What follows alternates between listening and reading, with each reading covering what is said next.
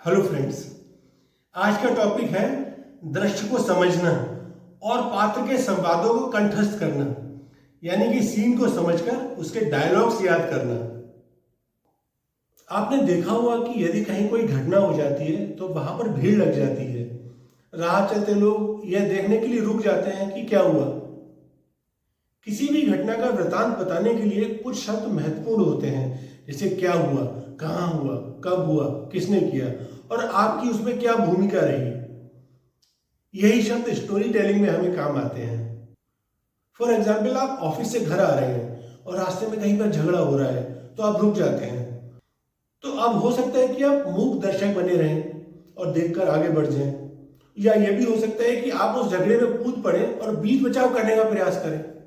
तो फिल्म के दृश्य भी कुछ इसी प्रकार के होते हैं। उसमें कुछ घटनाएं होती हैं, उनका विवरण होता है, कुछ पात्र होते हैं और उसमें से किसी एक पात्र की भूमिका आपको निभानी होती है, उसके संवाद बोलने होते हैं। सामान्यतः लंबे लंबे डायलॉग बोलना अत्यंत कठिन होता है, परंतु जब आप दृश्य को समझ लेते हैं तो आप उसका हिस्सा बन जाते हैं, तो आपको संवाद याद करना आसान हो जाता है, बोलना आसान हो जाता है।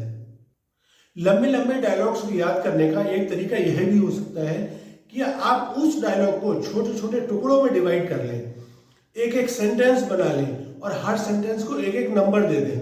और पहले एक सेंटेंस याद करें, फिर दूसरा याद करें, फिर तीसरा याद करें। और जब आपको हर सेंटेंस अलग अलग याद हो जाए तब आप उन सबको एक साथ बोलने का प्रयास करें। फॉर एग्जाम्पल, दामिनी फिल्म का एक डायलॉग है, तारीख पे तारीख, जिसे सनी देओल ने बहुत ही जबरदस्त ढंग से परफॉर्म किया है। यह बहुत लंबा और कठिन संवाद है, इसे हम छोटे छोटे टुकड़ों में डिवाइड कर सकते हैं।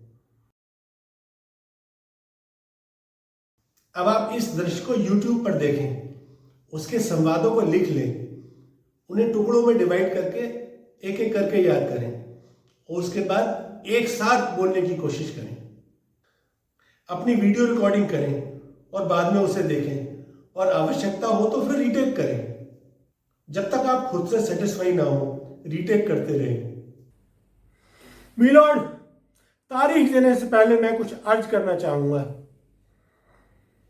पहली तारीख में कहा गया कि दामिनी पागल है और उसे पागल खाने भेज दिया गया, जहां उसे पागल बनाने की पूरी कोशिश की गई।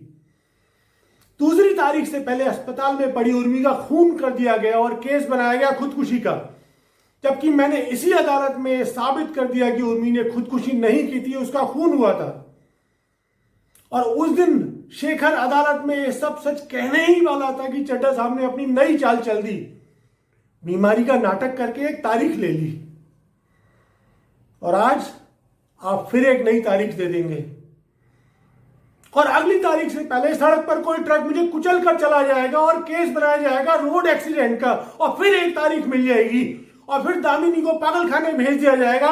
फिर ना तो इंसाफ मांगने वाला रहेगा, ना कोई सच्चाई के लिए लड़ने वाला रहेगा, रह जाएगी तो सिर्फ तारीख। और यही होता है मिलॉर्ड, तारीख पर तारीख, तारीख पर तारीख, तारीख पर तारीख मिलती रही है मिलॉर्ड, लेकिन इंसाफ नहीं मिला। मिली है तो सिर्फ तारीख। तो फिर मिलते हैं अगले एपिसोड में एक नए टॉपिक के साथ।